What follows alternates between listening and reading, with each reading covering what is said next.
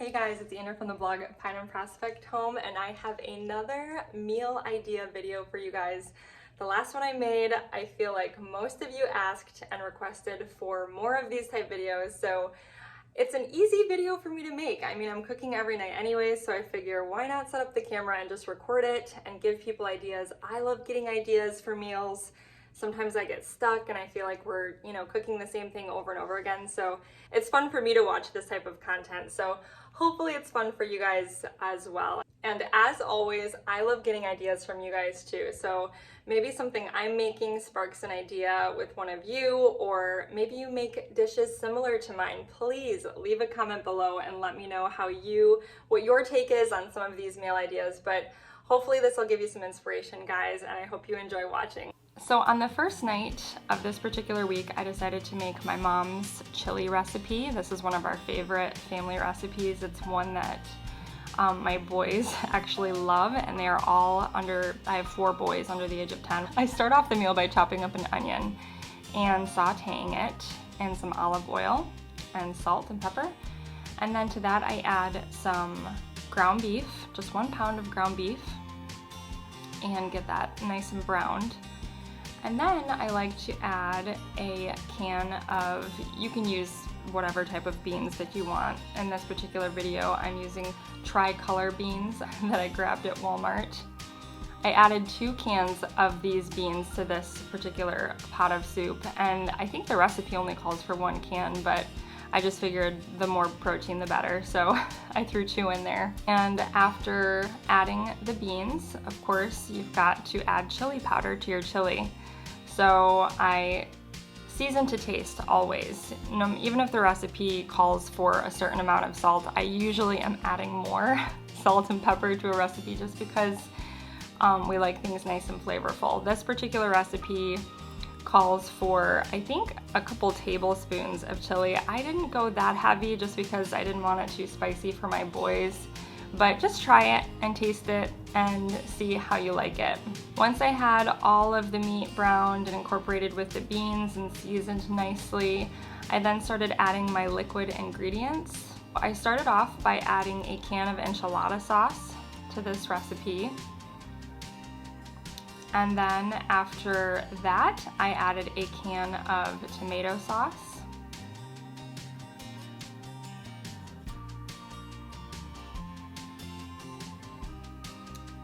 Then after that, the recipe calls for a can of tomato soup.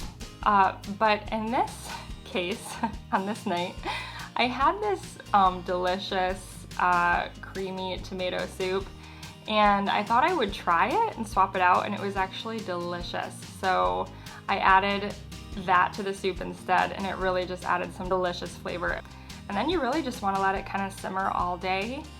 And of course it could be ready to eat immediately. You don't have to let it simmer, but the longer it sits, the more flavorful. Now with our chili, I like to shred up some cheese, and then we love having avocado on top of our chili. So usually I'll top each bowl with some shredded cheese, some avocado slices, and some sour cream. And it was absolutely delicious. On the next night, I decided to make some risotto. So I don't follow a recipe anymore. I used to follow one pretty closely, but now I make risotto enough to where I just sort of eyeball it. It's actually very simple to make. I used to be intimidated by it, but you just start off by chopping up an onion, and I think I just used half an onion for this recipe.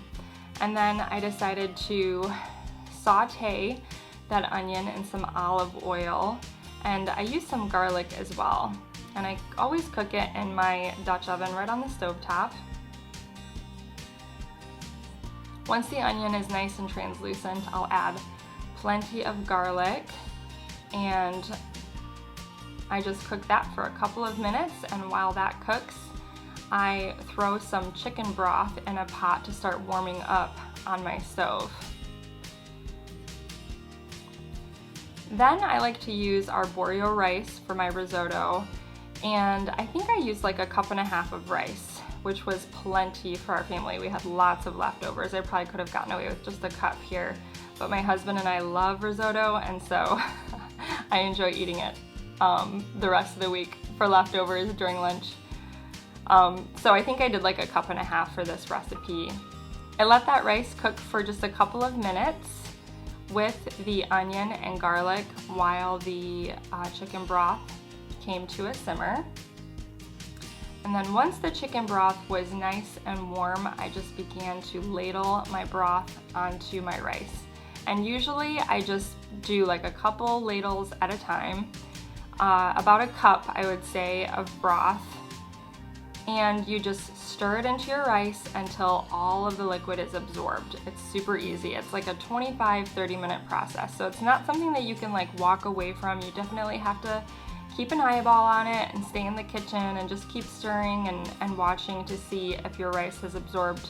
I decided to get out a big pot and steam some frozen broccoli to go with this meal.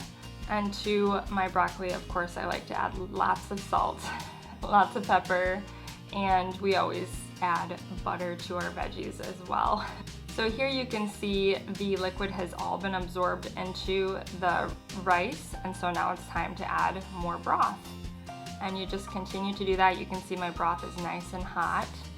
You just continue to do that, and by the time your broth is gone, the risotto is just about finished. Now with the risotto, I decided to do something real simple and just cook up some sausage in my cast iron skillet.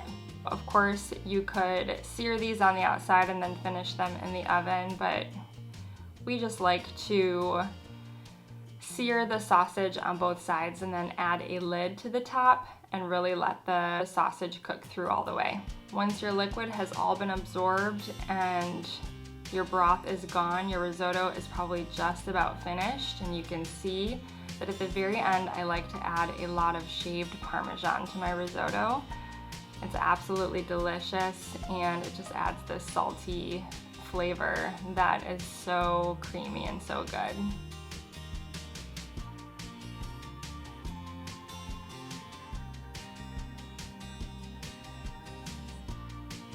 There's just nothing like homemade risotto. The next night I wanted to do something pretty simple. I decided to do some shrimp fajitas, actually. So I started off by just chopping and slicing some bell peppers into long strips, and I also decided to chop up an onion into some strips as well. And I just threw the onion and the peppers in a large bowl.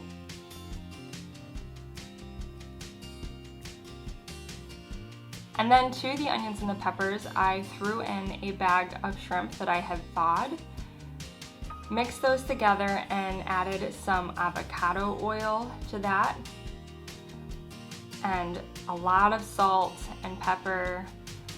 And then, of course, just like your traditional Mexican flavors. I like to use some cayenne pepper. I like to use chili powder, cumin. I also added some garlic powder and also some onion flakes. I usually add onion powder, but I was all out, so I decided to just use these flakes, this minced onion, I guess I should say, to the mixture. And then I also added the juice of half a lemon just to brighten it up a little bit. And then I stirred all of that together just to make sure everything was evenly coated with all of the yummy flavors and seasonings. So later in the day, I decided to make like a homemade queso for my fajitas, and I decided to shred up some mozzarella. Now I know this isn't the traditional cheese. You're supposed to use American, but this is all that I had on hand, and I really was craving queso with this dish. So I just decided to try mozzarella to see if it would work, and it actually turned out pretty good. So I shredded a good amount of mozzarella cheese, and I just added all of that to a pot. And to that I added some milk, and I also added a small can of chopped green chilies that I had. I also added some cream cheese to the mixture, and then I just stirred it up on the stovetop and made a little bit of a mess. As you can see, it actually came together and it was quite delicious, I have to say, but it was pretty good. So after I finished up my queso, I just decided to warm up some flour and corn tortillas. The boys like flour, and I of course try to avoid gluten, so I warmed up some corn tortillas for myself. And then I got another skillet nice and hot and added my pepper and shrimp mixture to that. The shrimp does not take long at all. It only needs just a couple of minutes on each side. So you really want to watch it, but you just kind of stir it around until the peppers and the onions are nice and cooked and the shrimp is pink. Then you just load that up on a warm tortilla, smother it with that delicious queso. So on the next night, I decided to make some homemade gluten-free lasagna, and as you can see, most of my meals start off with an onion. So I'm just chopping up an onion here so I can saute it with some ground beef for my sauce mixture.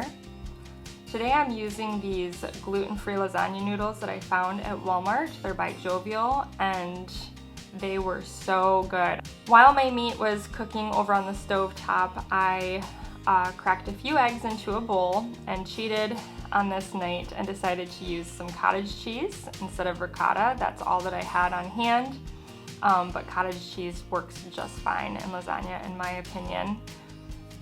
I just whisked it up with the cottage cheese, probably about, I don't know, 10 to 15 ounces of cottage cheese until it was nice and incorporated. Then I shredded the remainder of the mozzarella cheese that I had in the fridge. Really, lasagna for me, I don't follow an exact recipe, I just kind of eyeball it. So I shredded up what I thought that I needed. I also had some Colby Jack in the fridge, and I decided to shred that up too, just to kind of mix it up and add some different layers of cheese. I actually had Parmesan, shaved Parmesan in the fridge as well. So I even used some of that. So this is like a 3-cheese lasagna. After I had all of my cheese all shredded and ready to go, I turned my attention back over to the sauce. Once my meat has all been browned and my onions are translucent, I add lots of Italian seasoning, basil, salt, pepper, and then I just usually add a jar of whatever tomato sauce I have on hand. In this case, I had some from Walmart that was like this Parmesan sauce. It was delicious. And then I throw in some crushed tomatoes as well. Then it's just time for the assembly. I bring everything over to the counter and I start by putting some sauce in a 9x13 baking dish. Kind of ladle that all across the bottom. And then once I have a good layer of sauce on bottom, I'll then do a layer of lasagna noodles. I think I used 4 noodles for each layer, and I had some left over actually. So I don't think you can quite get 2 lasagnas out of 1 box of these noodles. After I layer my lasagna noodles on, I then do a layer of the cottage cheese and egg mixture. Then I once again go back to the tomato sauce mixture and I throw that over the cottage cheese. And then I do a layer of shredded mozzarella. So you just keep repeating this process over and over again, except for the second time around I used the shredded Colby Jack, and then the third time around I finished off with both cheeses. So you can kind of mix it up with the cheese. But for the most part, it's noodles, cottage cheese, sauce, noodles, cottage cheese, sauce. So like I said at the beginning of the video, the top layer, I just used the sauce over the noodles, the remainder of the tomato sauce that I made, and then I did all 3 types of cheese. I did the rest of the mozzarella that I had, I did the rest of the Colby Jack cheese that I had, and I even used some Parmesan on top as well. The best part about lasagna is that you can prep it ahead, and then I could just stick it in my oven when it was time to bake. I preheated my oven to 375 degrees. And you want to start off by baking your lasagna with foil on top. I love to serve lasagna with a fresh salad, and I had some romaine in my fridge, so I just chopped it up. This lasagna came out so delicious. Of course, you want to let it sit. I would wait at least 10, if not 15 minutes before cutting into it, but it was so good, you guys, and so tasty. I love serving my salads with homemade ranch dressing as well, which you can catch in my last What We Eat in a Week video. Okay, this very last meal is like my easy, mommy doesn't feel like cooking meal. And basically you just thaw your meat out and throw on your favorite barbecue sauce. I just used some store-bought sauce. I'll link my favorite in the description actually for you guys. And then some salt and pepper. Throw that on the chicken and then I had my husband grill it. With the chicken, I decided to steam some sweet corn and butter, and then I threw some sweet potato fries in the oven. I'm really cheating for this meal. But the chicken came out delicious. As usual, my husband does such a great job on the grill. You really only need to cook it for 3 to 4 minutes on each side, and it's tender and so yummy. And this is definitely a kid-friendly meal. The kids love barbecue chicken. Well, thank you guys so much for watching. Again, I hope that was an inspiration to you, and I hope it gave you some ideas. And if you are new to my channel, I'd love for you to hit that subscribe button, and I will see you guys next time. Bye-bye.